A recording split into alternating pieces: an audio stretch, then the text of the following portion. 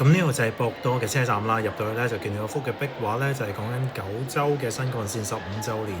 驟眼睇落去咧，就係有一列嘅新幹線啦，同埋紅館同好似冇乜特別咁樣。咁但係原來睇近啲咧，佢係用一啲回收咗嘅樽蓋咧去砌成呢一幅嘅壁畫嘅。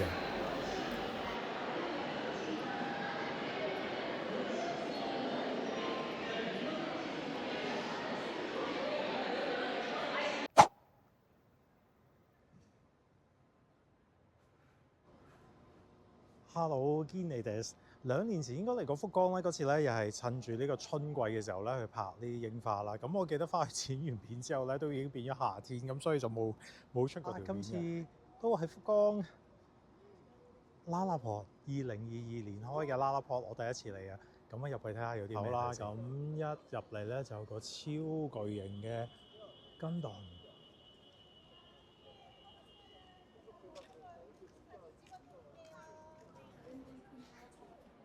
咁喺門口咧已經有個指示牌啦，咁裏邊有好多餐廳啦、買嘢嘅鋪頭啦。哇！一樓都已經有好多食嘢嘅地方。哦，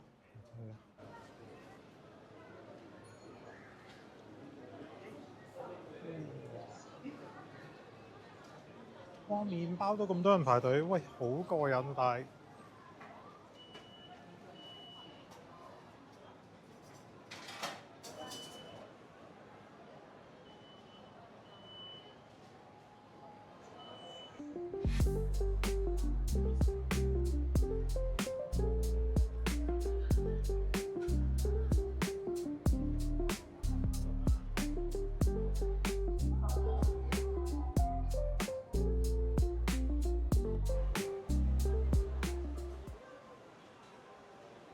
佢上2樓呢邊咧都有好多餐廳咁，但係佢個形式就好似 food court 咁樣啦。好多人今日禮拜6啊喺呢邊。咁而家撞啱就係食間時間，咁所以我都會食個 lunch 先。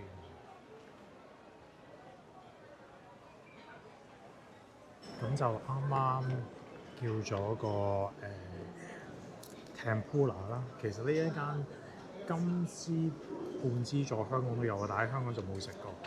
咁而家就等緊。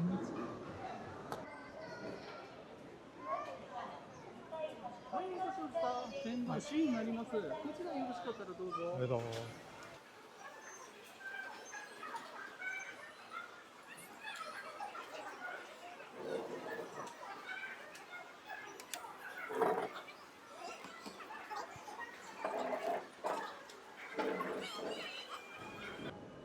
好啦，食嘢先，唔客氣，いただきます。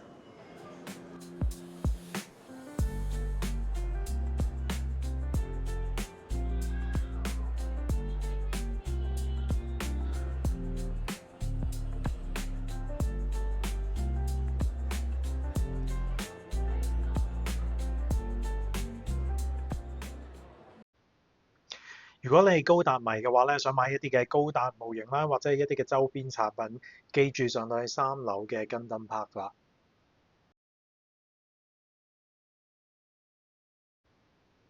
而喺 Gundam Park 隔離咧，就會有一間嘅 Namco 遊戲中心啦。咁裏邊咧就有好多部大型嘅夾公仔機，而裏邊嘅禮物咧都係一啲嘅高達模型嚟㗎。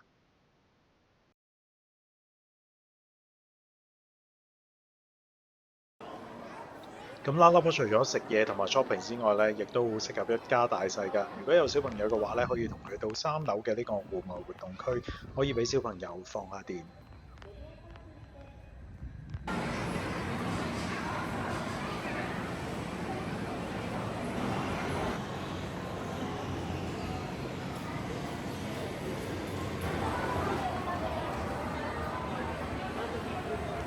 我頭先啦啦 port 翻咗嚟之後咧，咁啊翻酒店擠低嗰啲嘢，咁都買咗少少嘢啦，買啲衫嗰啲咁啊。哦，我都唔係好明，我好似嚟過福岡，但好似對呢個啲印象冇乜印象，應該話點解好似唔係好識路。其實我就要去松本清藥房買啲嘢嘅，因為頭先喺Hakata嗰邊嗰兩間咧都冇，咁我而家希望喺佢閂之前趕咗佢先。好，喺呢度出啦。喺呢個折田神社站地鐵站出嚟咧，呢度都有兩間屋台。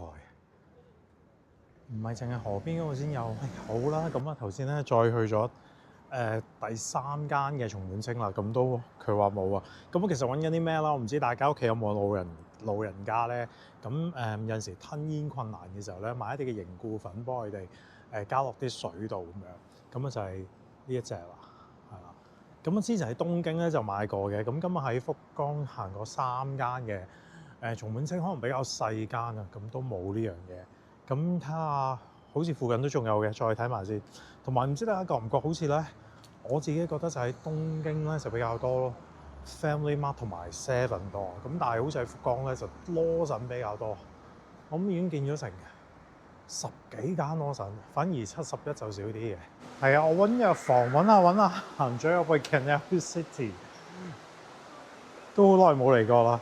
咁不過咧，我發覺好似其實呢度嘅 shop 咧，仲會多過啦啦 port， 即係如果成日想買嘢睇嘢嘅話咧，我覺得呢度 O K 嘅。揾到啦！不過都係啲細間嘅。睇有冇先？呢間唔細嘅原來，咁我問咗個職員，佢都話冇。咁但係我唔好信佢，自己再睇下先。但係似乎真係冇喎。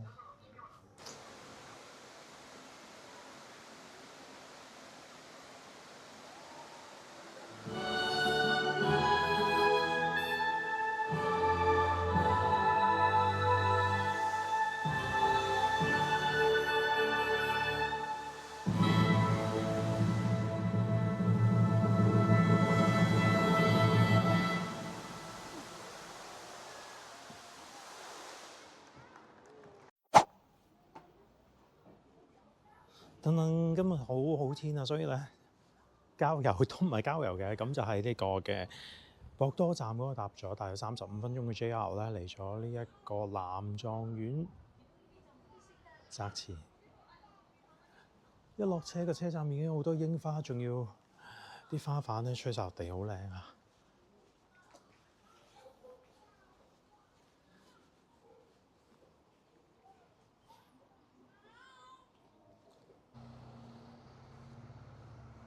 哇，好多櫻花啊！呢邊好靚啊！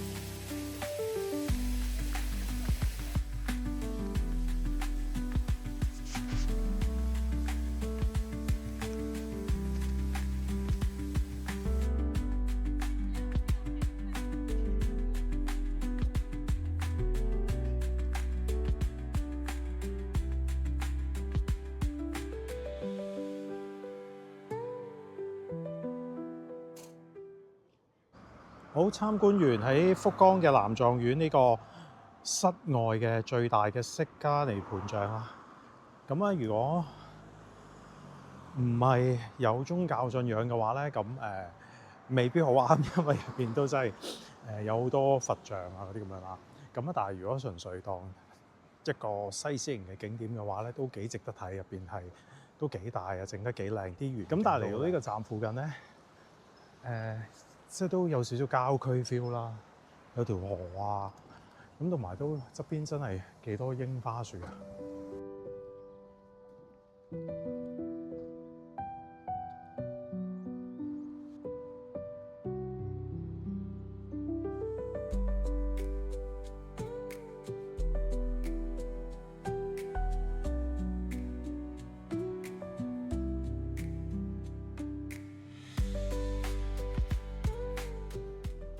好，咁喺呢個折田神社嘅地鐵站睇翻幾號出先。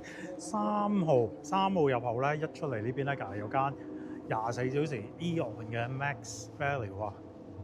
咁如果行得夜嘅話，或者嚟掃貨嘅，咁呢度有啦，有 tax free 嘅藥房。咁啱就俾我買到，尋日揾咗幾間松本清都揾唔到嘅呢個凝固粉啦。咁點解講開就係啦？點解會喺日本買呢個凝固粉咧？因為其實就係、如果香港買開嗰啲一罐罐雀仔牌嗰啲咧，